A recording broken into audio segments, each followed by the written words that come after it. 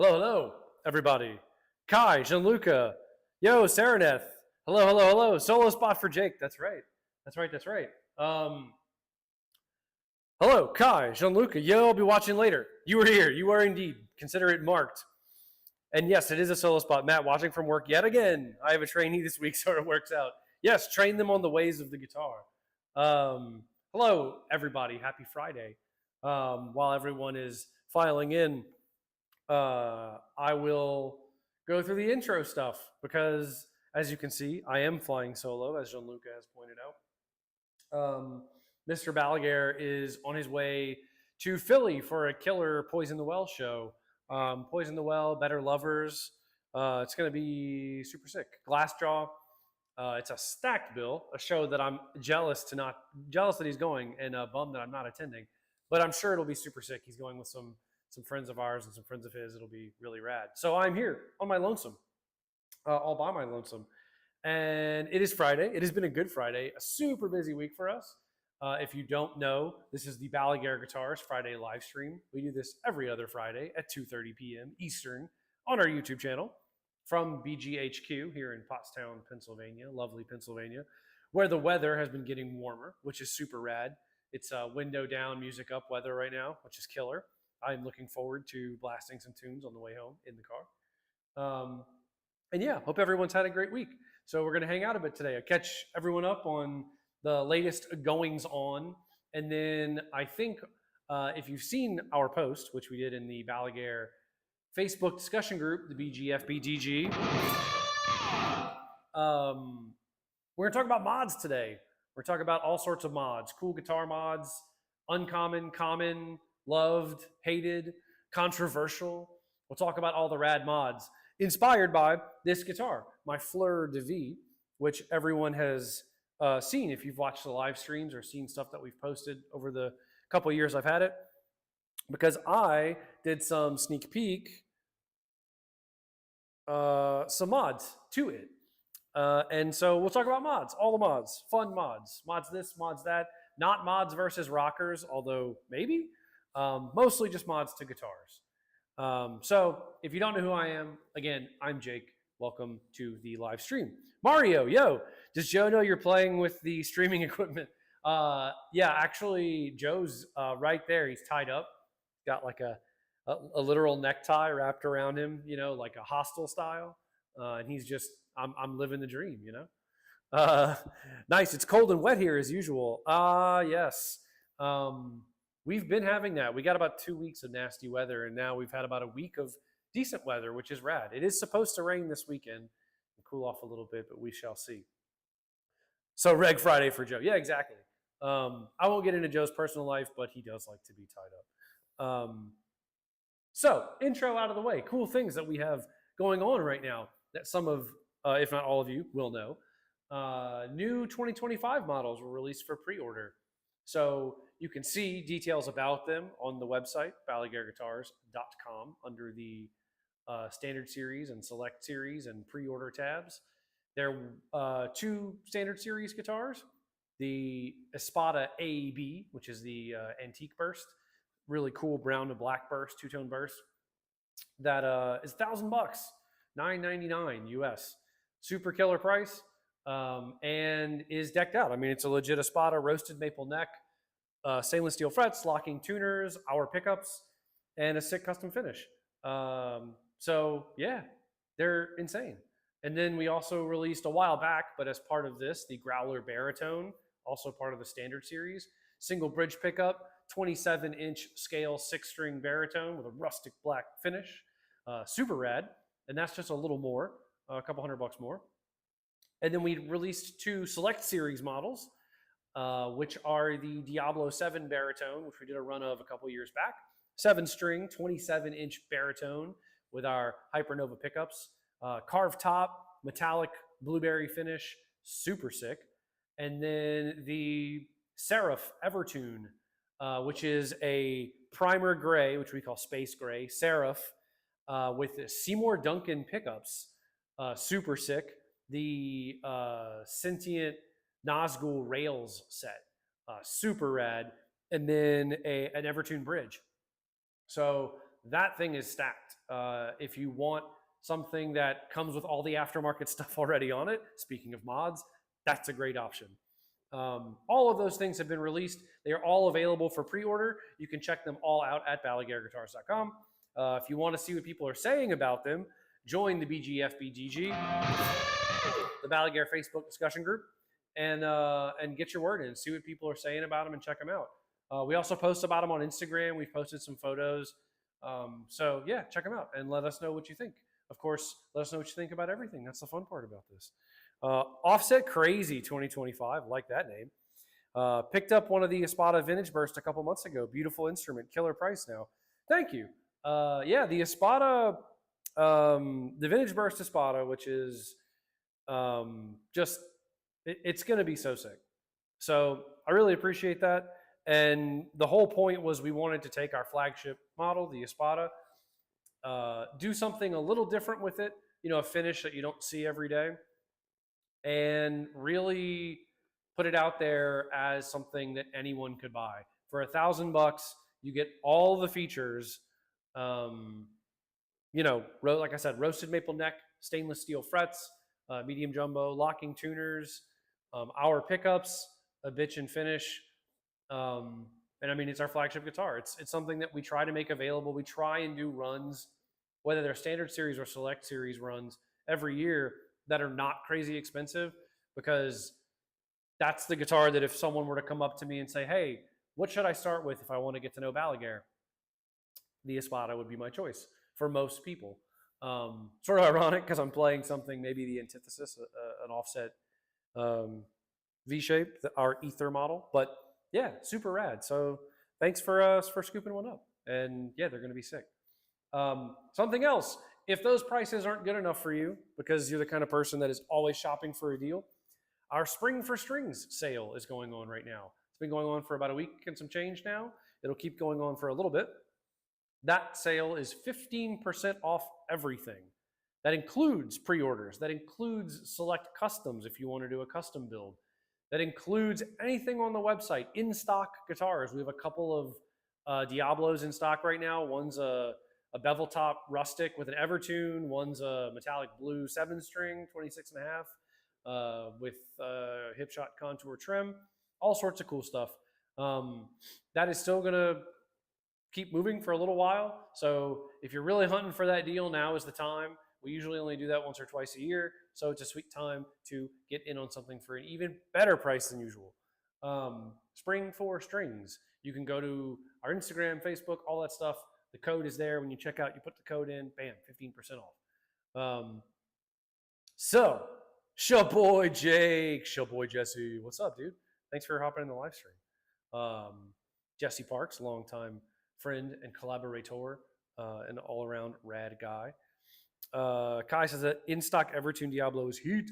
Yeah, it's sick. That's actually one that we built that guitar a while back, and we just kind of wanted to do something cool with it, and we never really knew what we were going to do. We just kind of, I don't know, I don't want to say it sat there, because that's not true, but it just didn't. You got a lot of use in the shop, but we weren't going to sell it, and it had a hardtail on it. And we were like, you know what?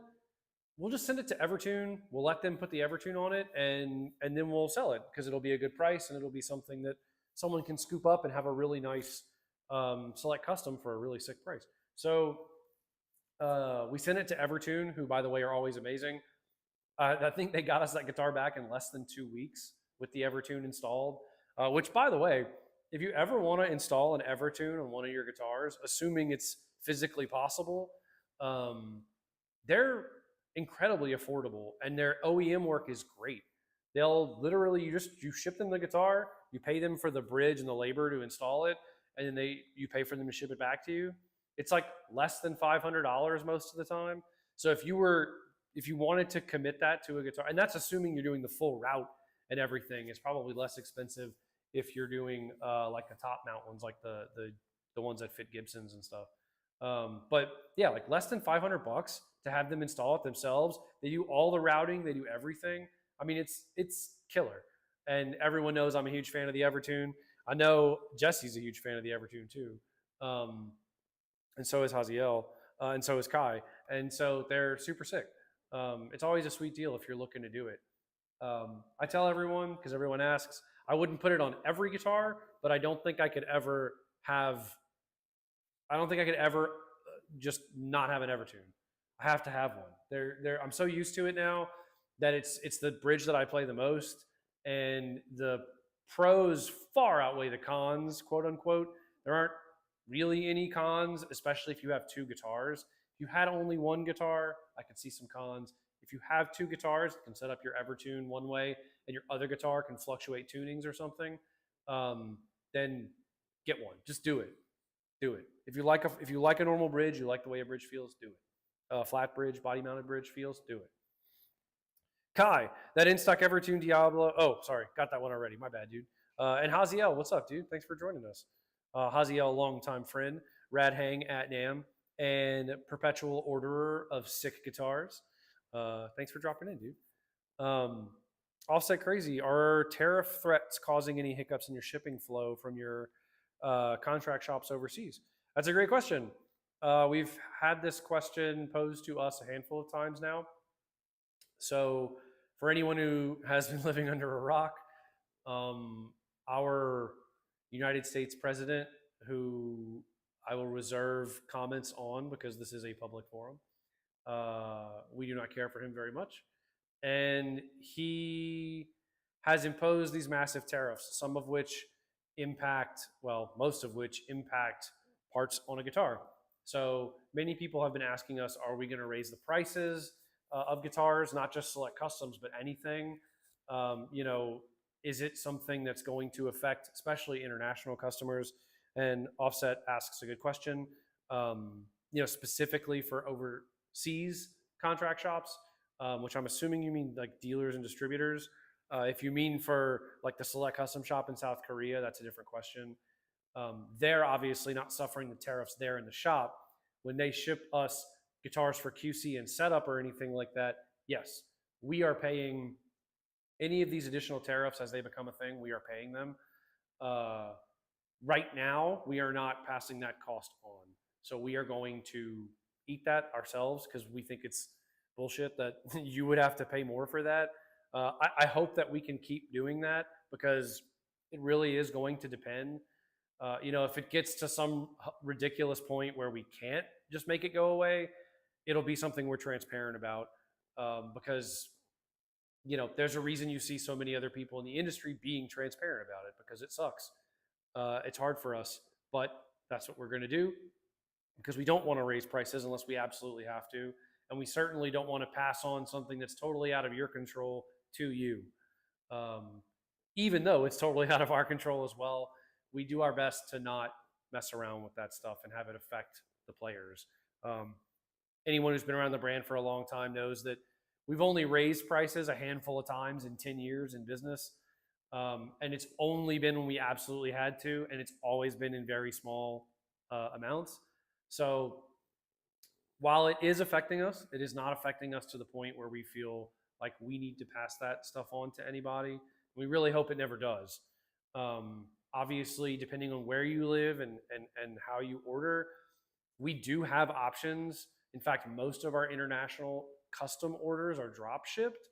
So you don't eat those tariffs as an international player.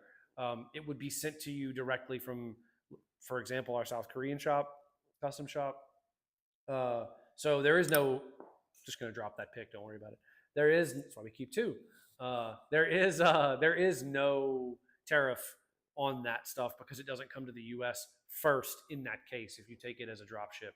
We still QC it. We still set it up. The custom shop in Korea does the same procedure that we do here in the States.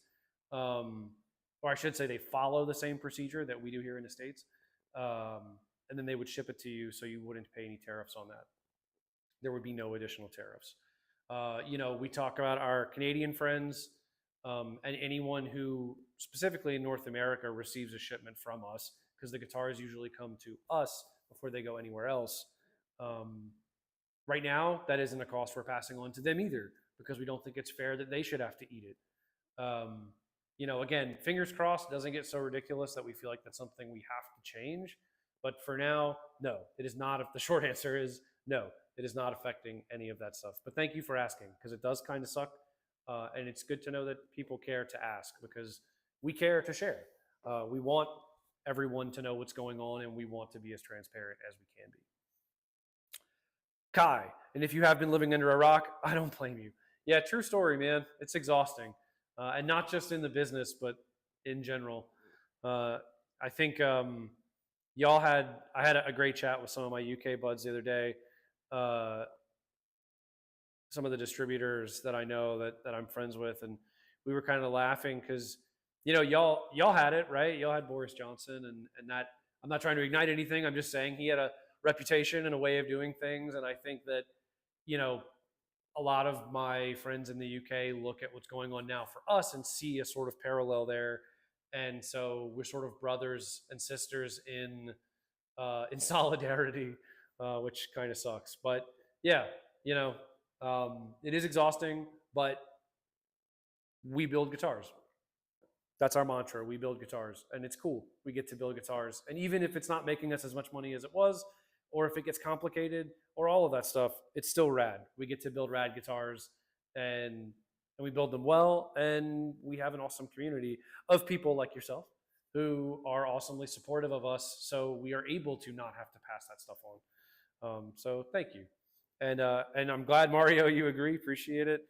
And Offset, bless you guys. Hope it's not necessary for too long. Appreciate your position. Yeah, thank you. I appreciate your understanding of our position because it's a tough place to be, but we really do try and do everything we can because we know what it's like to not be building the guitars and have to buy them and be in weird situations and pay too much. And we don't want anyone to have to do that for a Balaguer if we can help it. So we're going to keep trying our best. Big fan of my rock, Serenet says. Yes. I think we all have that rock, right? Sometimes it's just like you get home or you're done with the day and it's like, you know what, today I'm just going to ostrich, stick my head in the ground. I'm just going to turn everything off. And regardless of what that means for you, if you, have a drinky poo and watch your favorite show, or if you garden and, take the edge off, any of that stuff, whatever it is, just as long as you're not hurting anybody and you can take that edge off and chill out, then it's good to have that recuperation period. I as someone who has always been very politically active and all of that stuff, I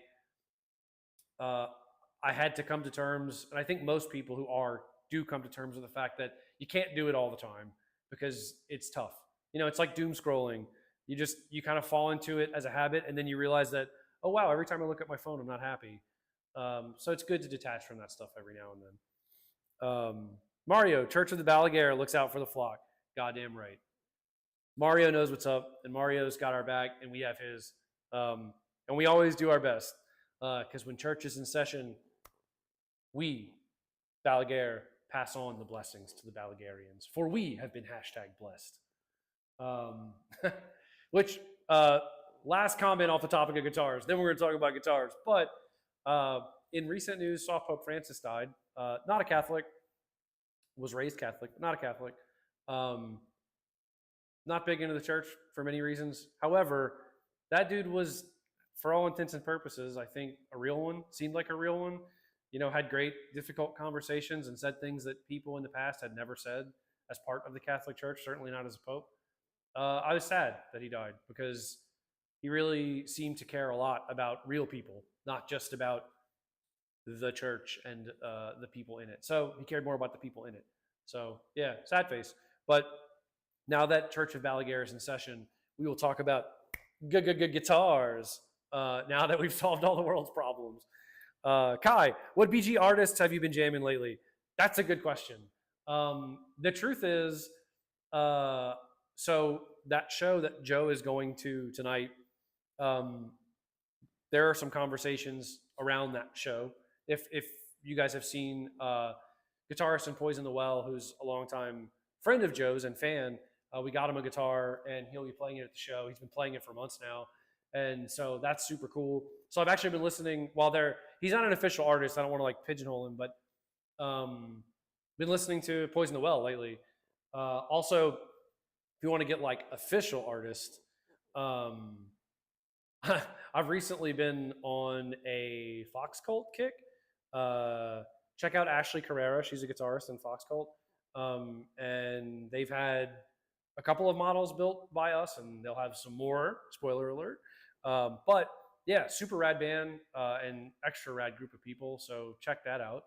Um, yeah, that's been a big one. I also, it's a boring answer, but I kind of tend to like Seosin is one of my go-to. Just I know all the records, I love all the records, and I can just put them on. So it's kind of a cheap answer in a little bit of a way, but I really put Seosin on pretty frequently.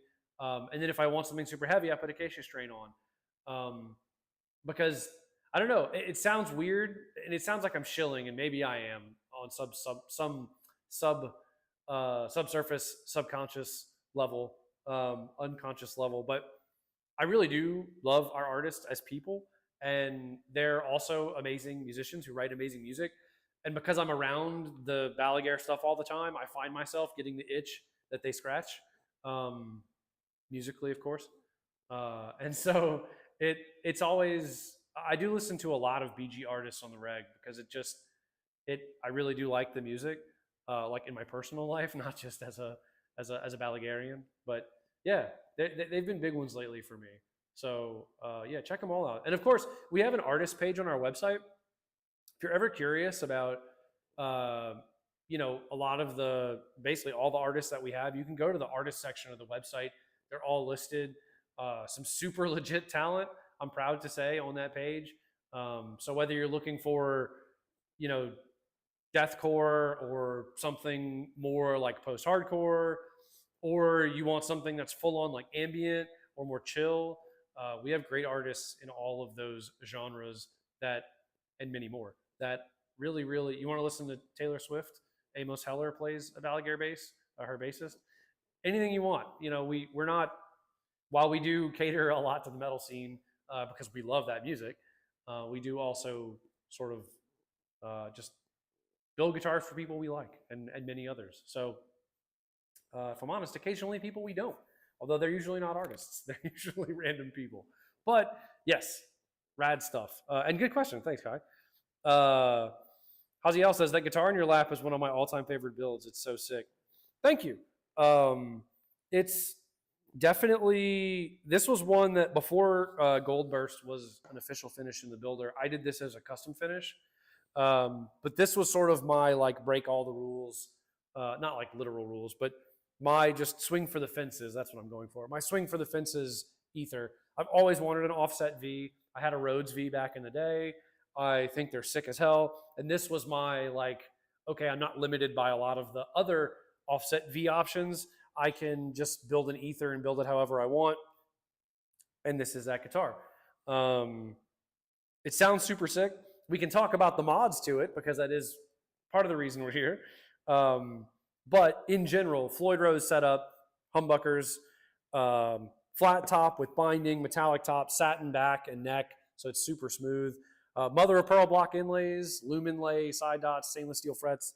I ordered it with Balaguer pickups. I've changed the pickups in this guitar like 3 times just because I always tend to do that when I'm trying to find the right set for the guitar. It rips. These are Seymour Duncan Invaders, and they sound like this, in case anyone's curious. This is the Quad Cortex. This is a capture of my Bogner Uber Ultra, the EL34 version, in case anyone cares about what the tone is, but they sound like this.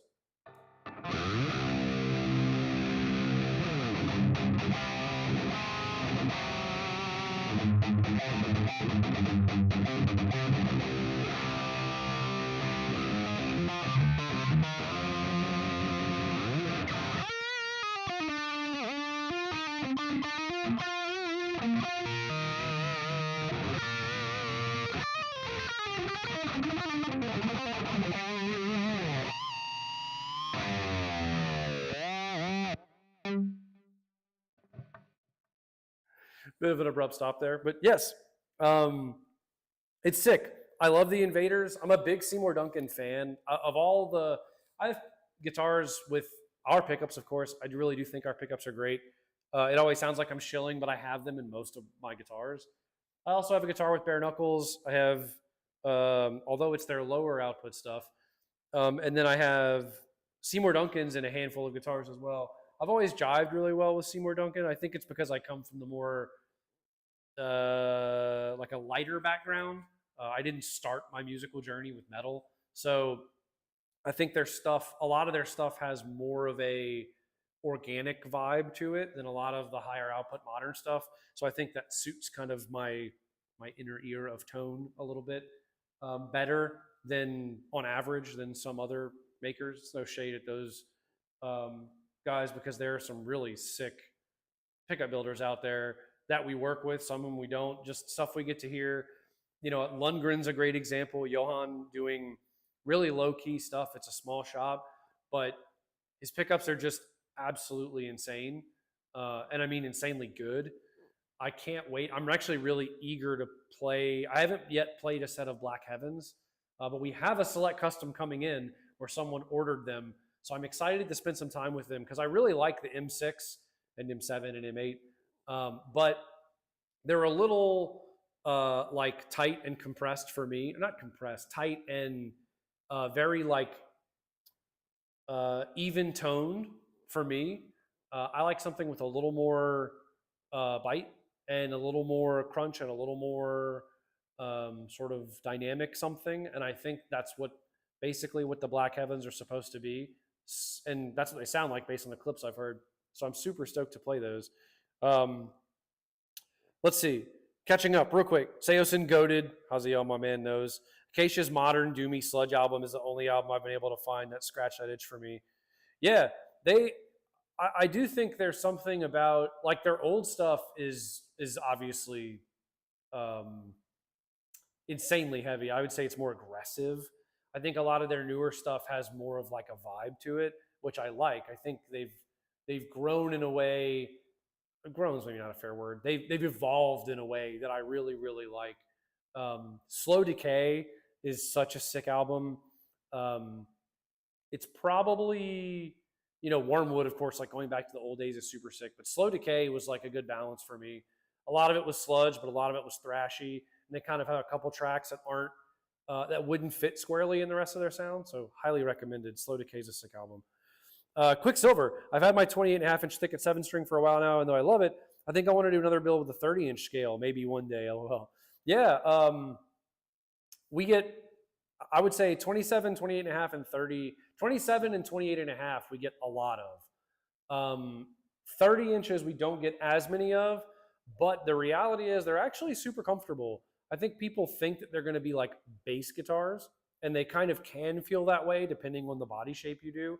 If you do like an X shape, like a Typhon or a Tartarus, it pushes the neck out this way a little bit toward the headstock, so the neck can feel really long. But 30-inch, I would say if you're playing a 28.5, depending on your tuning and what you like, you might find that you want that extra tension, especially if you're finding you have to do you have to set up for like super heavy strings, or if you want to use a bridge that only fits certain size strings, the extra tension will let you use smaller strings so you can fit more gauges into the bridge or setup that you're using. Of course, if you ever have any questions about scale length or need recommendations, hit us up, info@balaguerguitars.com, or in the Facebook group or anywhere else, Instagram DMs, whatever. We're always checking, and we're super nerds about that stuff, so we're always happy to talk about it. Tassi, what's up? I was curious how the Invaders sound. Sounds sick. Yeah, they're super high output, or not super. They're very high output. I wouldn't say super high output. Ceramic, the big magnets make for a very. I like the sound because it's saturated. It feels high output, and it's very saturated, but it's ceramic, so it's balanced with like a crunchy sort of openness. I feel like for me, a lot of ceramic pickups lose too much low end. This definitely keeps all that low end, and in some situations, maybe even has too much. But you can lower the pickup height a little bit to tighten it up, and I think that it adds a really nice. It's a really nice balance of like output, aggression, ceramic crunch, and harmonic content without being too over the top in some settings. I'm not a big fan of the neck pickup. It looks sick. I don't use the neck pickup as much on this guitar because it is very much my like Alexi Randy Rhoads thing. But it does. I mean, I'll play it for you. To me, it's got a lot of chirp to it. It's a lot more ceramic sounding than like the bridge pickup, which I'm not crazy about. But it's very cool. If you tailor the sound to it, it can be amazing. But I find that when I dial in for the bridge pickup, and I don't find this with a lot of pickups, even though it's a common complaint, but specifically with the Invaders, if I dial in for the bridge pickup, the neck pickup ends up being too bright for me. But it sounds like this. I'll do bridge in the neck.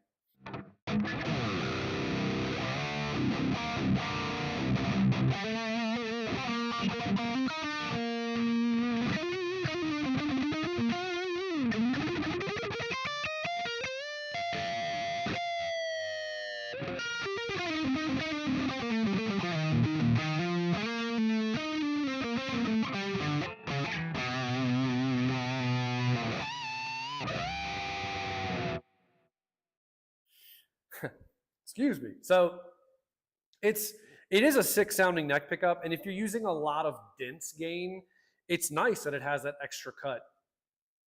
I like something a little smoother than that.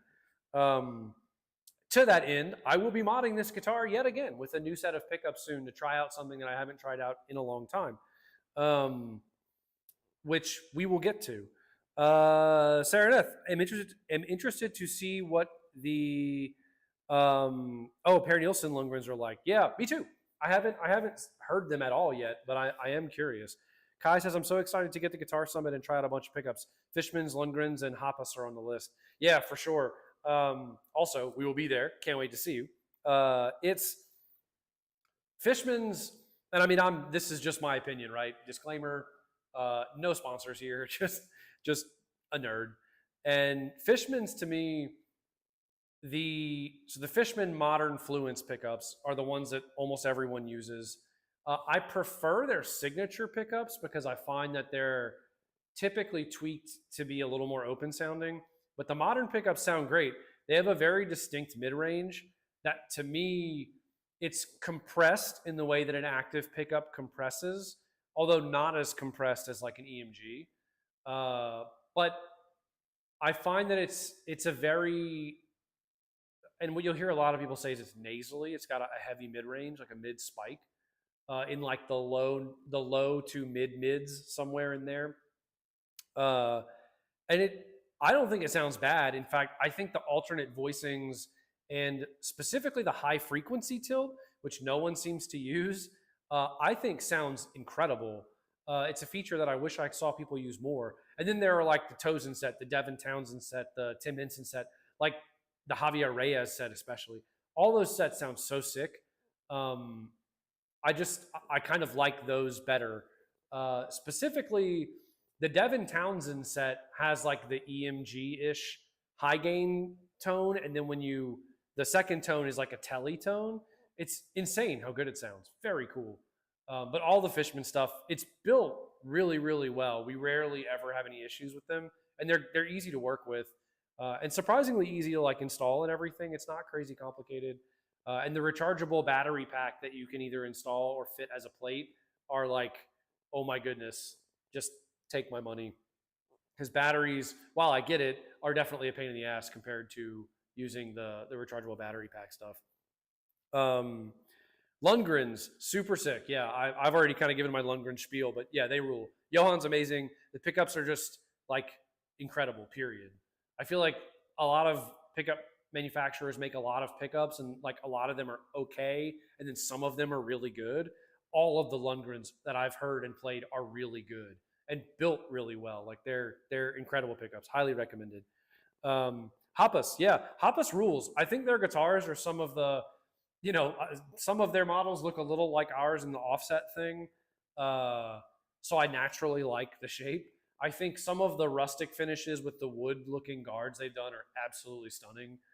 I think ESP's latest offset may have borrowed a lot from us and Hoppus. Not throwing too much shade because ESP rules, but we're all in the same boat. And the Hoppus guitars, I got to play at Guitar Summit last year for the first time, and they're sick. I was not as big a fan of the pickups, like the through the amp, even though I did play through a Driftwood, which was amazing because I love Driftwood stuff. But the guitar itself was great. I think they're good and worth checking out. Obviously, they cater to a certain style, certain kind of playing, certain sound, and that's rad. They've sort of gone like the more metal direction than what we've done. Um, that's sort of where they exist or where they choose to exist, which is super cool because I think the guitars are sick and the guys were super nice too. So yeah, definitely check them out. Quicksilver. I have longer, lanky arms, so the 30-inch scale doesn't scare me. Yeah, that's a good shout. Playing in a low D sharp. Nice. So like D sharp 1, like the octave down. Let me know because that's a we actually just set up a guitar, a 28 and a half in drop D1, which was like, it's a lot. I would have gone with probably a 30-inch for a tuning that low. So I think you're on the right track. Yeah, an octave down. Okay. Yeah, especially if you're doing low, like D sharp 1 standard, where it's not a drop tuning. I would recommend a 30-inch, especially if you're going to do an Evertune or something like that. If you're going to do a hardtail bridge, 28 and a half would be more reasonable because you could just put really heavy strings on it. But yeah, 30-inch, I'd go 30-inch for anything octave down. That's just my opinion, though. We see them, they're a little easier to set up, they're a little easier to work with. You're not sort of like existing on the edge of what the guitar is comfortable doing. So yeah, give it a shot. The thing is, they don't feel weird to play. So if you don't mind the reach, they're not going to feel like worlds away from a normal guitar. They're just going to feel long. And yeah, highly recommended.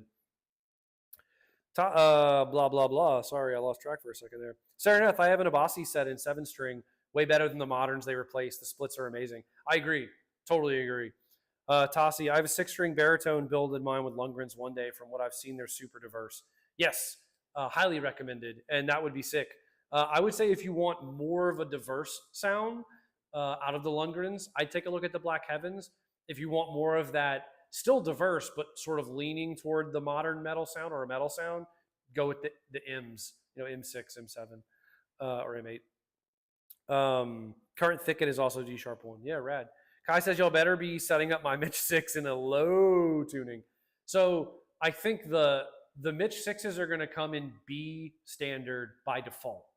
I think that's what we're going to do because they're 28 and a half, which for us, if you don't specify a baritone tuning, for 26 and a half, 27 and 28 and a half, we'll put it in B standard if you don't specify anything. 30 inches, we'll go to E1 because most people want it as like a bass 6. But yeah, it'll be a low boy. Quicksilver, currently have an Evertune with an 80 for the low string. Seems to be great.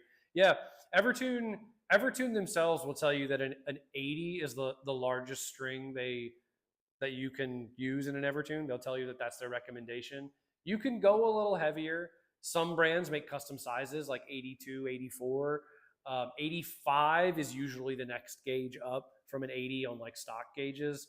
That's pushing it. You're like either having to crank it through the Evertune to get it through, or you have to start drilling out the Evertune module to get the strings to fit. My recommendation, because Evertune knows what they're talking about, and because we set up a whole bunch of them, I would say don't go heavier than 80 on an Evertune. So if you're playing in like E1 on a 28 and a half, so like bass 6 tuning on a 28 and a half, an 80 will get you there most of the time. As soon as you go lower than that, you're kind of going to need heavier strings at 28 and a half, and you're probably going to want to go up to a 30. You don't have to.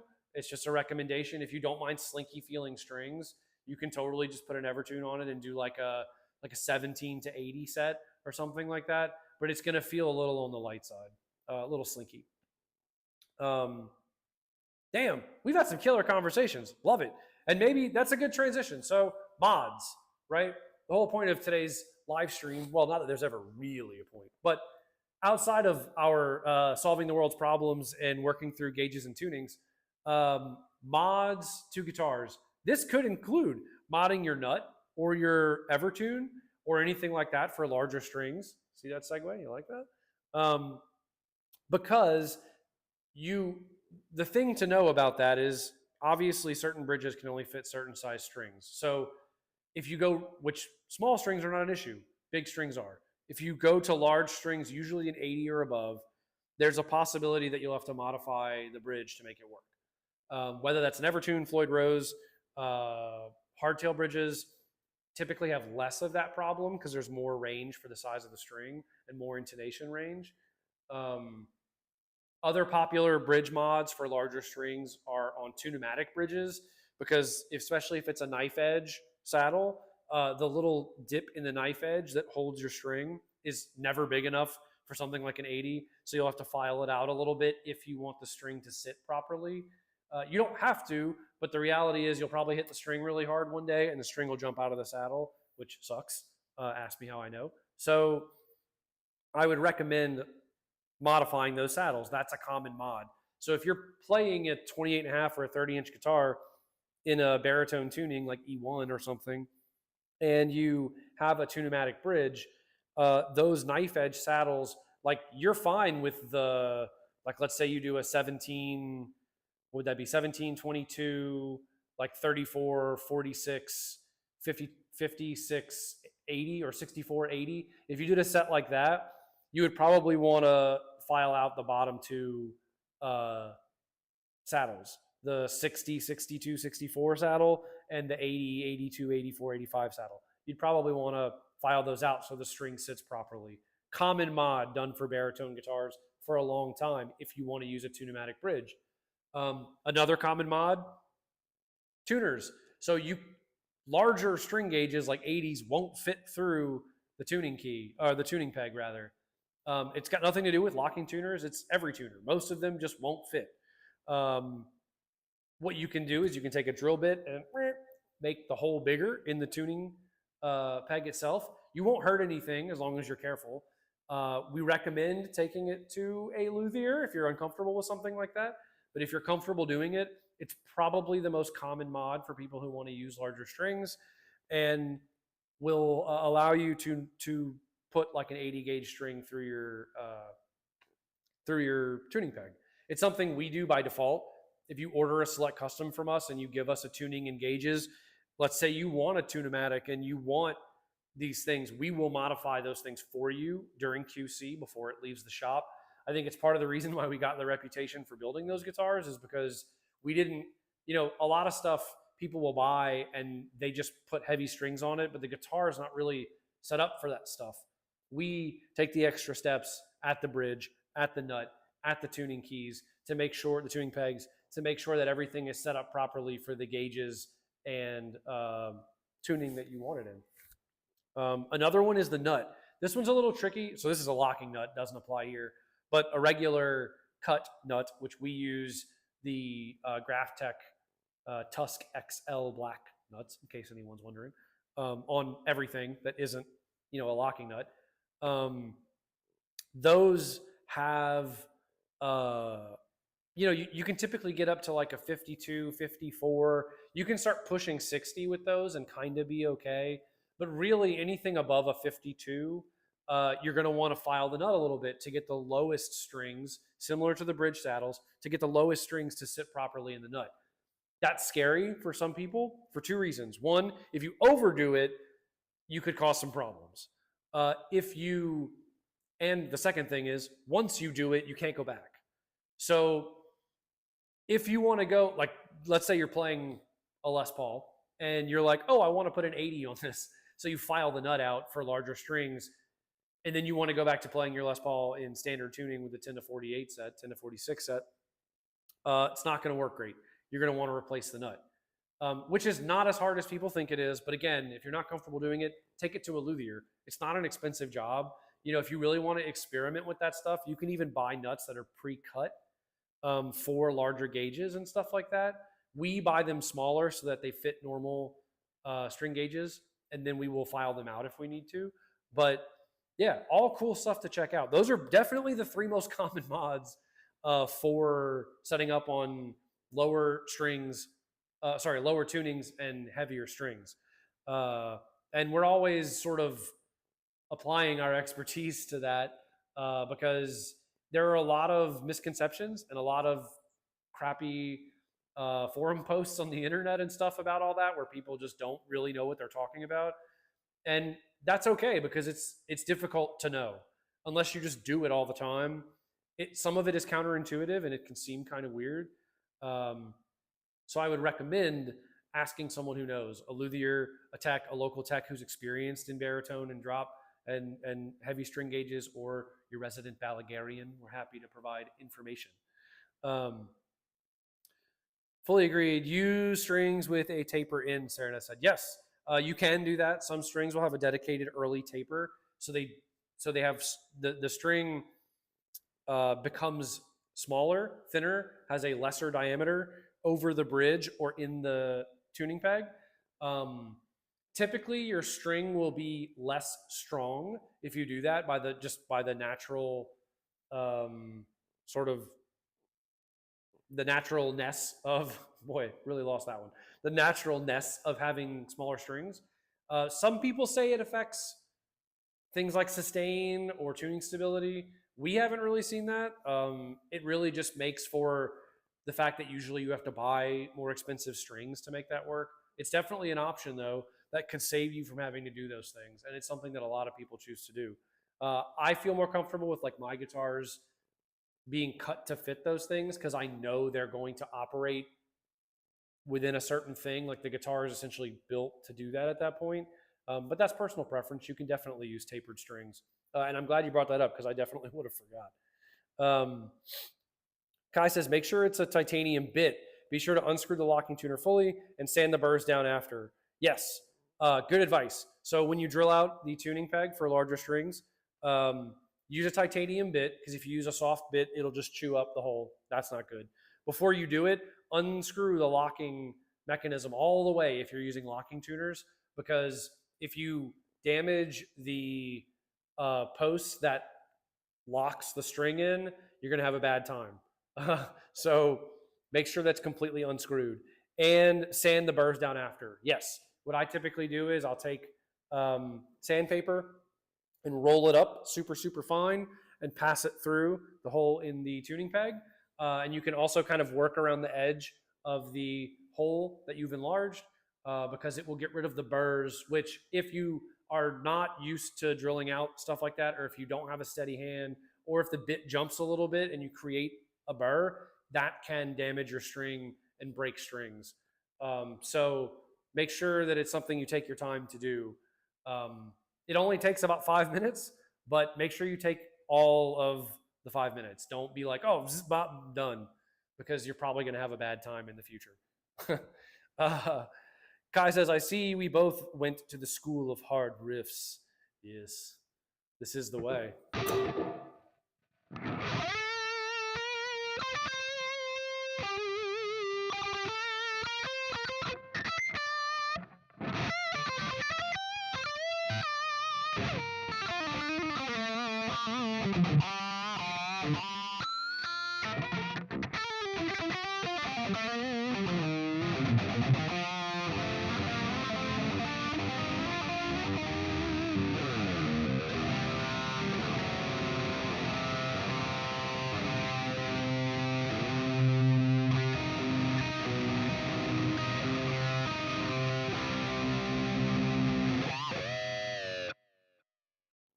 Intermission, so I can keep my fingers warm.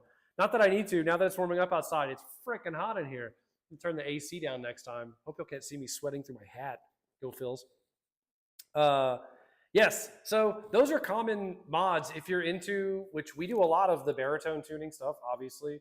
Baritone scale lengths with heavy gauges and low tunings. Those are sort of the common mods. Another one, pickups.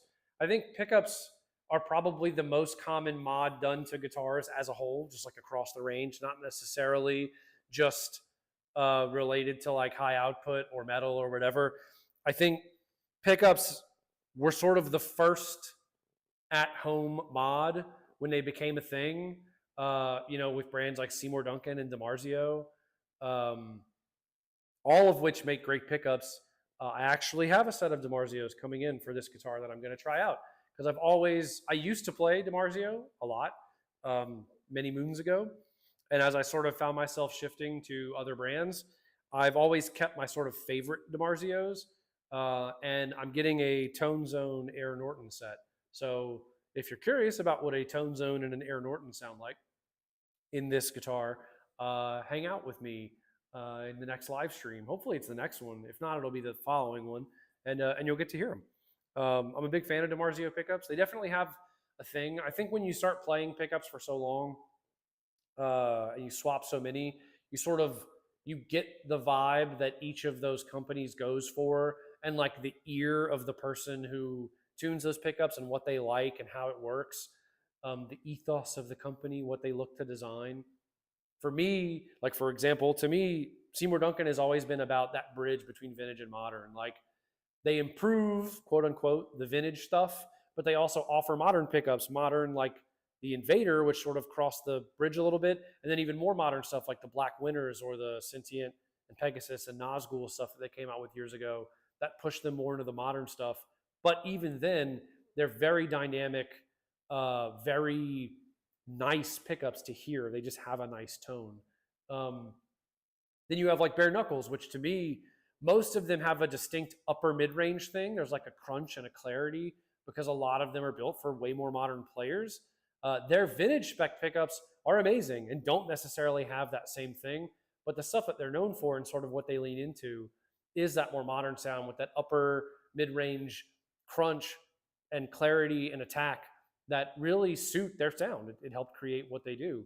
DiMarzio, I would say, is almost like in the middle, where they definitely have the like clearer, I would say more, I mean, look at their players, right? Steve Vai, Petrucci, Joe Satriani, the list goes on and on. Andy Timmons, even though they all use a wide range of pickups, a lot of that roster is looking for an instrumental sound or a very like mid-focused, but not mid-hump, just mid-focused sound that's clear, hot, aggressive, but not in the same way that like a bare knuckle is. So it's almost like they sit between Seymour Duncan and bare knuckle to me, which I love. I love that place.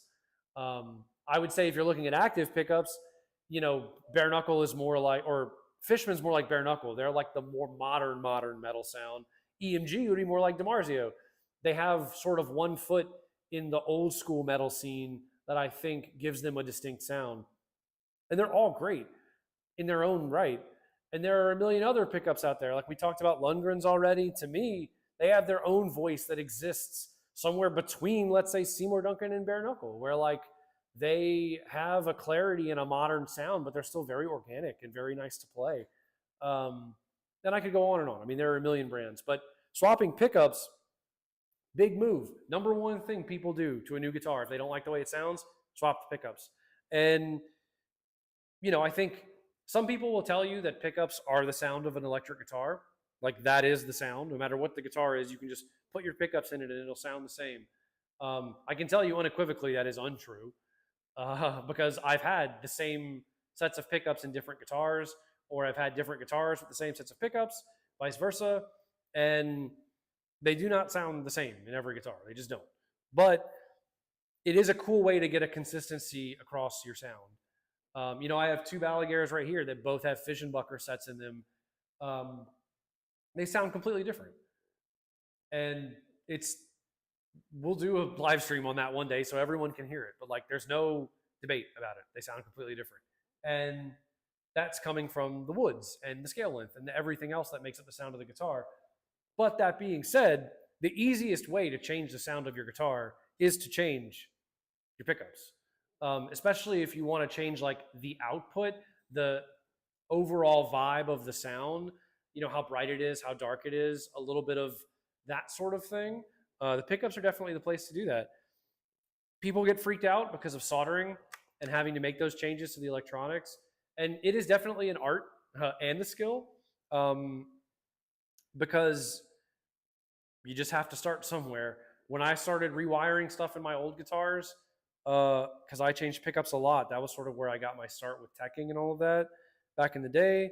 And I literally would draw, because I didn't have a phone at the time, I would draw the wiring diagram as it was in the guitar.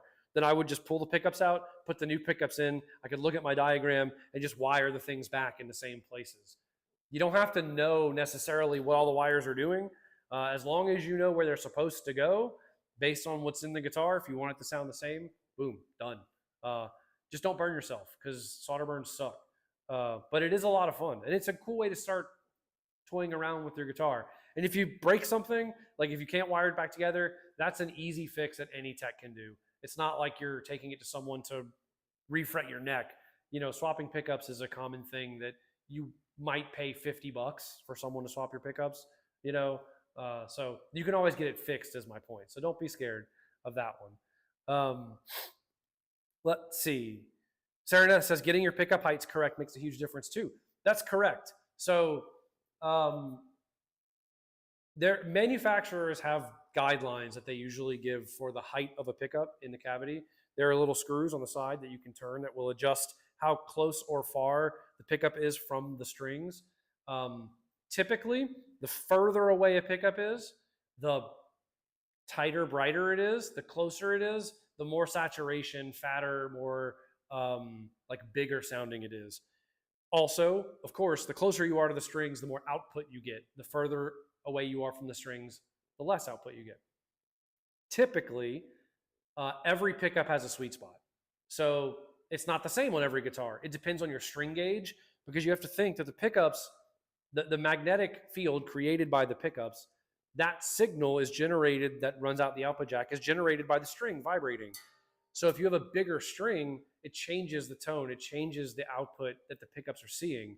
So if you use super thick strings in a super low tuning, you may want to drop your pickup down more than even the manufacturer recommends, because it will clear up the sound, sort of take some of the mud out, and get you back to the sound that the pickup is like comfortable producing. Or if you use super thin strings or super tight tunings, or you just want a little more heat on the sound and a little more output and a little more fatness, you can bring the pickup up nearer to the strings. Really the only, let your ears be your guide. There is no right or wrong answer here. The one thing I will warn you about is if you bring the pickups too high, too close to the strings, the actual magnets in the pickups can begin to interfere with the way the string vibrates. It'll kill your sustain. It'll sound like you're fretting out. And that's no good. It's almost always the neck pickup, because when you fret something, the bridge pickup, the string does not get as close to the bridge pickup as it does to the neck pickup. This is almost always because the neck pickup is too high, but either pickup can do it if you have them cranked way up. And that's an objectively bad thing. You don't want that. So if you get that sound, drop them a little bit until you don't get that sound anymore. I'm sure there are examples on YouTube of what that can do, and of what it sounds like, and then you'll be good to go. But that is a good point, and it does make a big difference. I think if you take two very different sets of pickups and you adjust their heights to try and get them to be similar to each other, you'll get closer than you think you're going to get. But again, it's like, I would say adjusting your pickup height is a lot like changing your neck would. It's not going to have the same impact that changing your body wood's going to have, but it's definitely going to have a noticeable impact. That's a loose comparison. Don't read too much into that, but it'll give you an idea. Pickups are a big one. Check them out. And of course, again, you ever have any questions? Balaguer Facebook discussion group. Or info@balaguerguitars.com. Or email the pickup manufacturers. Most of them are super cool and happy to chat about what's going to work best in your guitar based on what you're looking for. Other mods, specifically electronics mods, are another one. People will put coil splits and coil taps. We do it by default. All of our guitars come stock, excuse me, hope that didn't come through on the mic, come standard with a push-pull, which is either on the tone knob if you have two knobs, or the volume knob if you only have one knob, and it splits the pickups.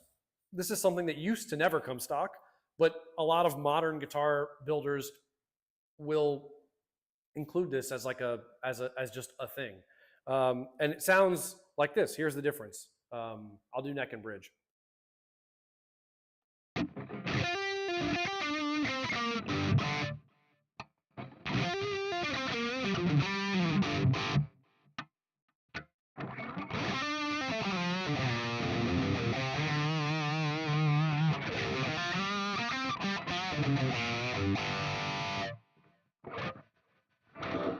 So it's just a sort of wiring mod that lets you eliminate one pickup from a humbucking pickup.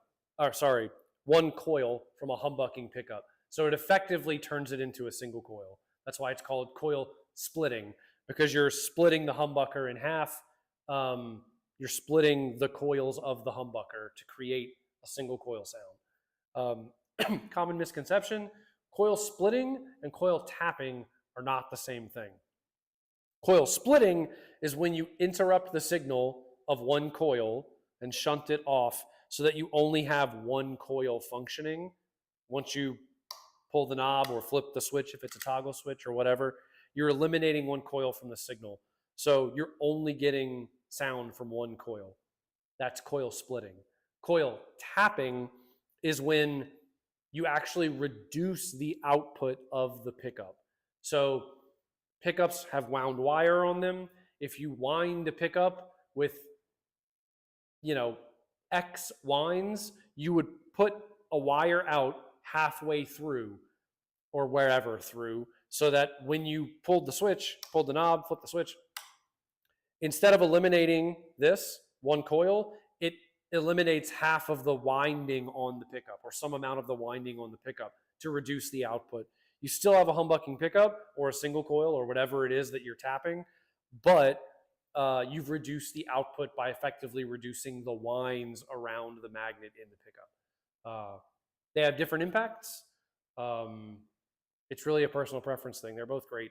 Coil splitting has sort of become the default because it's easier to wire on the pickup. It's easier to wire that as a feature. And it's also just sort of like people want the humbucker single coil thing. The coil split, like I said, gives you that single coil thing. The coil tap is sort of in the middle. It's almost like the difference between parallel and coil splitting. That's a whole other thing. But just know that that's basically what it is. Kai says, and Balaguer sell custom pickups, right? Hell yeah, we do, my boy. Kai's got my back. If you want a custom set of pickups for your Balaguer or any other guitar, because they are standard size, they will fit in any guitar, you can go to the website, balaguerguitars.com. You can look at our pickups and you can order them. You can order any of our models. You can also order Devin Scheidegger's custom signature cauterizer set. You can get them in whatever finishes you want: black, white, cream, zebra, gold cover, chrome cover, black cover. You can get our single coils in humbucker sized enclosures. If you want to try a single coil sound, but you have a guitar that has routes for humbuckers, you can try that. All sorts of options. And they're all super cool. If you have any questions, info@balaguerguitars.com. Kai has an especially sick set of pickups heading his way right now. Saraneth says, ordered fission buckers in my custom. Hell yeah. Definitely they're my personal favorite of the Balaguer sets. Highly recommended. Well balanced, hot enough without being over the top. I've talked about this in a million live streams at this point, but yeah, they're sick pickups. So I'm stoked for you. I think you'll really like them. Other mods, bridge mods. So this is a fun one. This, for instance, is modded. I ordered this with the regular Floyd Rose 1500 series on it, which is what we install as standard. I replaced it with a Floyd Rose original, so a German Floyd Rose. I also put the pop-in, pop-out bar instead of the screw-in bar because I like the way it feels better. And I put noiseless springs and a brass block, which is another popular mod for tremolo-equipped guitars. All of those things do make a difference. It's not a huge difference. Things that will make larger differences when you look at things like that, brass saddles, anything you do where the strings make contact have a huge difference. Putting a brass block into a trim supposedly gives you more sustain. I just think it looks sick. It also does seem to round the sound out a little bit, which I like. Very minor, but it does have an impact. However, if you were to, let's say, replace your nut with a brass nut or replace your saddles with brass saddles, you're changing the metal where the strings make contact, which changes the way they vibrate, changes the feel, and changes the tone. Super cool stuff, fun to experiment with. and always a good time. I had a Les Paul with a brass nut on it for a little while. It's a cool sound. It's very clear, very ringy. Um, I just prefer the warmth of other materials, non-metal materials. Um, but yeah, it's good stuff. Um, Other common mods, if you're doing bridge mods, are things like um, changing color of a saddle can be a thing. Changing the lower saddles for larger saddles, or to change the intonation screws for larger intonation screws if you need more intonation range. Those are mods that people do. Finish mods, common ones are the back of the neck. A lot of people like a satin neck, not a gloss neck. You can make a gloss neck satin and a satin neck gloss, and that's a very common mod if you like a smoother feel. I'm getting to the end of this guitar, so if everyone, nice, love the pop-in arm. Yeah, definitely makes a difference. I like it a lot. It lets you really dial in how tight and how loose the arm is. And it's sort of, I feel like the screw-in arms are either just a bit too loose or just a bit too tight. I feel like this lets me really dial it in with the set screw. And it's still in there enough where you can, like pick the guitar up by the arm and it's not coming off. So yeah, it's definitely the move for me. I like it a lot.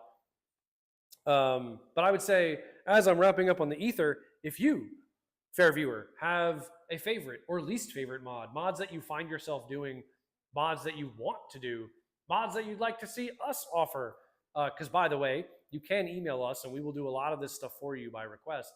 But if there are things you'd like to see as standard options or things that you hate, some people see mods and can't stand them.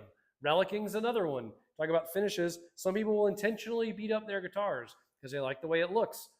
And that makes some people real mad. Not really sure why people get mad about that, because I mean, everyone does what they want with their guitars. But hey, some people get real mad about it because you should age it yourself, brother. You got to get out there and get up on stage and beat it up and spring it around like Stevie Ray Vaughan did and smash it and, do the thing. And, if you're not playing hard enough with your right hand to scrape that paint off, you're not playing hard enough. No one cares about any of that. No one who actually plays cares about that. Just do what you want with your guitar. And that's a popular,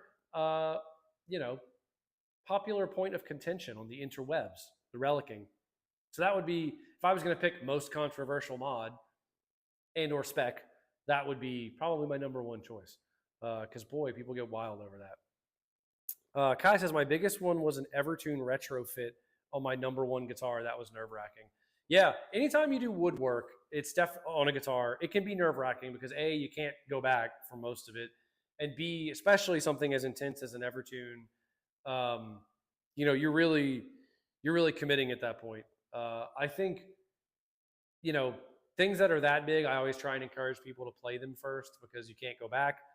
And if it's a guitar that means a lot to you, I almost always recommend leaving it the way it is, saving up and getting a second guitar. I know not everyone can do that, but it's still a recommendation that I make because, if I love a Floyd Rose, I love an Evertune. If I routed out my Les Paul for an Evertune, I'd be so upset right now because I just want it to be a Les Paul. Let me have another guitar do the Evertune thing. So just my 2 cents. But my number ones are also Evertunes and Floyd Roses. So that's a thing too. Sarah says, not a fan of the Relic and personally very good at putting dents in my guitar, but each their own. Yeah, if you could see this guitar up close or any of my guitars up close, I am not kind to them when it comes to that stuff. I don't want to say if they can't stand the heat, they should stay out of the kitchen. But basically, if I can't abuse my guitar and it still do what it's supposed to do, it's not the kind of guitar I want to play. It's part of the reason why I love Balaguer, because they can really take a beating, and they always keep on ticking. So takes a licking, keeps on ticking, as they say. I am on the fence about the Relic thing, just personally. I think a well-done Relic is incredible. They look sick. They feel sick. Our growler that we brought with us to the guitar show in Birmingham a couple months back, that was one of the best Relics that we've ever had. I love the way that felt. It didn't feel over the top. and I just liked it. You know, I think you can definitely be like chintzy about it and have a relic be really dumb and kind of annoying, because it's just like you can tell it was made by someone who, and this is coming from builders, not from players. Sometimes builders will do that, and it's like, ooh, like what? You either didn't think about how people actually age their guitars, or you just like did something weird and not very well thought out. I don't like that. It's other people's bag. I'm not saying it's a bad thing. I just don't like it. But a nice relic, I think, is really well done. Personally, I prefer a very light relic most of the time. Like if you do a nitro finish and then just crack it, I like that look a lot. It'll also do that naturally, especially if you live in a place that has swinging weather, where you go from, you know, whatever, it's 30 degrees Fahrenheit outside, and then you walk into a club and it's 90 degrees, you'll probably crack your guitar if it's got a nitro finish naturally over time, and it looks super sick. You can also just stick it in the freezer, pull it out, or spray it with an upside down can of like contact cleaner, or not contact cleaner, keyboard cleaner, or whatever, to freeze it and crack it. I recommend being very gentle with that. Look up videos if you're going to attempt it, because it can definitely go wrong. But yeah, just cool stuff. I could go either way though, so I feel you. Kai says having a mega pack of different length M3 grub screws is great for fender saddles too. Hate the sharp screws. Yes. Sometimes, especially if you like your action low, or if you do a set neck or a neck through where the neck angle is fixed at a less than flat angle, you will often find that when you smash the saddles down into the bridge plate, because you want lower action or because you have to do that to set the guitar up, that the screws stick out of the saddles, especially on the low E, where they'll dig into your hand. Not a comfortable feeling. Kai makes a good point. You can either keep spares or you can cut them. If you have a good pair of wire snips that are like titanium or something strong, you can cut those screws to make them smaller. You may need to file down a little bit so that the burrs don't keep it from screwing back in correctly, but that's a solid move. Brant, yo, glad I didn't miss this completely. Good to hear from you, dude. And thanks for dropping in. Tazi, I have a Schecter C7 Deluxe, great guitar. Pickups are just not doing it for me, but I'm going back and forth on which pickups to switch it out with. Yeah, I actually really like the Schecter C7. I like the C6 too. I think Schecter makes some of my favorite reasonably priced guitars. I've always wanted to play one of their custom shops. I've never had the chance. I think their stuff is killer. They're one of the only builders out there using mahogany as like a main wood, and they do a lot of things that I really like in guitars. Let me know what you're looking for, and of course you can info box us, email me. But if you have an idea, let me know. People can chime in and sort of give you some input, and I can let you know if they're lying to you or not. Just kidding, but I will let you know.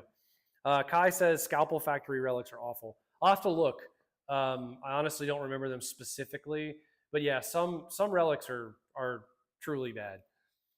Tracing it from an old SRV relic and not smoothing the edges. Ooh, yeah, that's no good.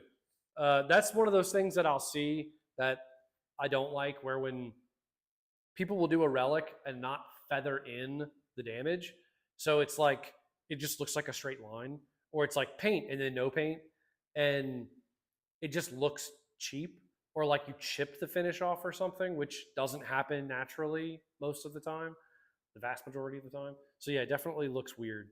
I'd pass. Sarah says I like shiny and pristine. Yeah, I kind of I do. I like the pristine finish. I like it to keep its look. I like a nitro finish. I think it sounds more to my ear, more in tune with what I like to hear. And it also, I like that it gets really beat up over time. But on some finishes, such as this one or my 7-string Seraph, I don't ever want those finishes to get wrecked because they look so damn good. And I'm not trying to gas myself or Balaguer. I just mean like they really do look sick. I love them personally, so I wouldn't want them to get wrecked. But total personal preference and a fair point. Hypernova set is the correct choice, Kai says. Yeah, a Hypernova set would be particularly good in a 7-string, in my opinion. And the C7 would be a sick with the mahogany body. I think those have mahogany bodies. That would be a sick combo for sure. And I would either recommend that or the bucker if you were going to get a Balaguer, depending on if you wanted the more aggressive ceramic sound or the more like crunchy, mid-rangey Alnico sound. But yeah, that's pretty solid. I think I would say, so I know I said relicing already, but I do think that my favorite mod is the mod that I do most often. Mods that I do most often are related to pickups and electronics. Most brands put the volume knob nearer to the bridge and the switch further from the bridge. I usually swap that. This guitar is an exception. On I think every other guitar I own, the switch is here and the knob is here because I like to be able to play and just hit it with my pinky. And then if I want to adjust the volume, I can reach for it. That's one that I do a lot. And then, of course, swapping pickups. I actually typically get rid of coil taps and coil splits because I just don't use them. And it's one more thing to fail if you aren't good at wiring. Even though I trust my soldering, I don't know. I just don't really mess with it. And I kind of like the idea of there being nothing there except for like the knob and the switch. Another one is deleting the tone knob. That's a popular mod where people just take the tone knob out because they don't use it. Because if you knock it accidentally, whether that's coil tapping or rolling it down, you end up with a really wanky tone that you don't want. Sorry, UK friends, that's not the word I meant to use, but you know, it's a popular mod, and those are probably the ones that I do the most. I think it's important to note that really what matters is that you keep the guitar set up and conditioned, because the little things like we'd said earlier, and Sarah said this, the pickup height, like you can make a lot of pickups sound a lot better by just using your ears and tweaking the pickup height. Doing a good setup, good intonation, good relief, a good setup will make your guitar more resonant. The strings will vibrate better. It will sound better. It will feel better. You'll be able to set it up the way you want. Fresh strings are a good one. You know, if you're going, I mean, unless you just don't sweat. If you're going more than 3 or 4 months on a set of strings, you know, it's one thing if you have a bunch of guitars. I'm not saying go shell out $1,000 on strings, but fresh strings help a lot with the tone. All of those little things together will help to best set you up for success. And then if you're like, something's still not gelling, you know, try a pickup swap and do some research. Ask people who've used them. In the day and age that we live in, there are a million examples of everything on YouTube. So there's almost always a good clip. Even if it's not a tone you like, usually it's a comparison. Find something with a pickup you know or something you're familiar with, and then compare that to something you're looking at so you have a reference. Or put on create a playlist of the tones, let it run, and every time you hear one, don't look at it, just make a note.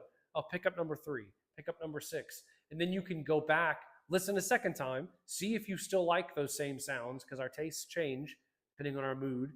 And if you do, then you'll know. That's how I am with the Invaders. That's how I am with the DiMarzio Tone Zone. That's how I am with our fission buckers. When I hear them, it sounds nice to me. Whatever tone is in my head and whatever I like to hear, they help facilitate those sounds. You know, bare knuckle Abraxas set is another good example. I just love those pickups. The bare knuckle, I think it's one of the Misha sets. I think it's the Ragnaroks. Every time I hear those pickups, I'm like, man, they're not my sound, but holy shit, they sound good. You know, all of that stuff sounds great. Rabia's pickups, the silos. Every time I hear the silos, I'm like, whoa, that's a great sounding pickup. That doesn't sound just like everything else. Like, really sounds great. But as we begin to wind down, because otherwise I'll be here all day talking about guitars and mods and pickups. That's the upside of having Joe with me. He like not literally kicks me, but metaphorically kicks me to be like, hey, it's time to start winding it down. But yes, it's time to start winding it down. So I'm going to rapid fire these at the bottom. I'll riff a little bit and then I'll shut it down. Let's see. Clip lock strap is one. Oh, that's a good one, Kai. Yeah. So strap locks. That's a big one. A lot of players do strap locks, whether it's the DiMarzio straps that have the plastic like click-in straps, which are, by the way, the most secure strap I've ever used, although I don't use them anymore just because I like other straps. I end up using the like the bottle caps. I don't know if you can see that. Almost. There you go. You can see there's like a washer, like a rubber washer. So you put the strap on, then you put the rubber washer on. And it's not as secure as a really well installed strap lock, but it's pretty damn close. And I don't have to worry about all that stuff. And I can put any strap that I want on the guitar. So I give up a little bit of security for that, but I've never had it fail on me. It'll fail on me tomorrow now that I've said that. But after being very aggressive gigging with them for a while, I've never had a problem. So that's what I do now. But yeah, strap locks are a big one. Sarah, yeah, I like the volume being out of the way. Me too. Brant says, I've been planning an order with MJT because I think they do really great relic work. Yes, MJT, one of the best. We've worked with MJT before.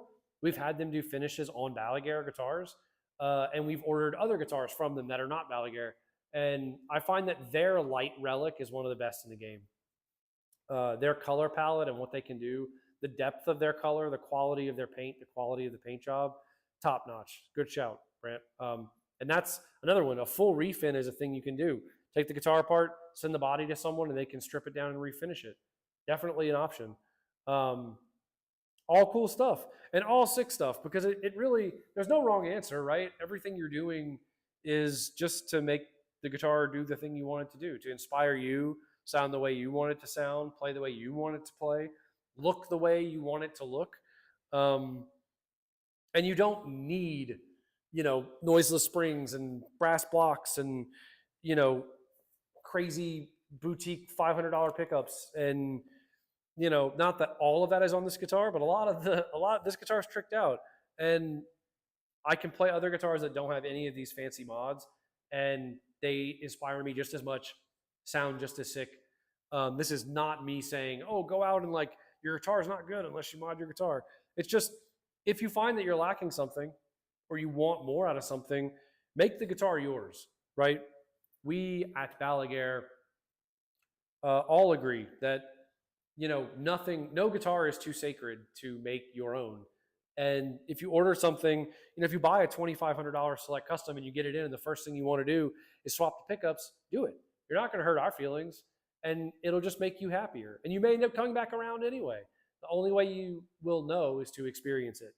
And it's fun. It's just cool to have the guitar be more individualized for you, which is why we love doing the select customs and why we love seeing people mod them. So mods are cool. Thank you for coming to my TED Talk. And yeah, thanks for hanging, everybody. Brand, I like the coil splitting and parallel switch on my DK24. First time I've really enjoyed a splitting parallel setup. Yes, if I'm gonna leave a split parallel or if I'm gonna leave any switching like that, it's almost always for series parallel. It's my personal favorite wiring option. So good shout. Sarah Neff, cool hanging, Jake. Review my order, LOL. I want to pay you more money to change the finish. I saw your email. I will get back to you. It probably won't be until Monday, but you're going to be good to go. I'll make sure you get taken care of, dude. And thanks for emailing in about all that and for the support. Kai, enjoyed this one today. Lots of fun. Thank you, dude. Always a good hang, and thank you so much. I mean, you're always hanging with us, and we really do appreciate it. Offset, thanks, Jake. You're very welcome. Thanks for hanging. I'm going to riff a little bit. I'm going to bail. I hope everyone has a great weekend. It's been a good Friday, a good week. And yeah, I hope everyone gets to chill out for a bit. Whether it's crazy times or modding guitars, don't burn yourself, don't stab yourself, don't, cover yourself in gold paint unless you're into that, in which case be safe and have fun. Already got a build made for Halloween sale. Yeah, thanks for the hang, Jake. You bet, dude. And I'm stoked to hear that. You know where to reach me when and if you have any questions. I'm going to riff Jake Trowbridge, Balaguer Guitars. We do this every other Friday, 2:30 p.m. here on the Balaguer Guitars YouTube channel. Like, comment, subscribe. Join the Balaguer Facebook discussion group, the BGFBDG. All of that fun stuff. And we will catch you next time. Hopefully Joe will be with me because I know he misses everybody. And yeah, talk to y'all soon.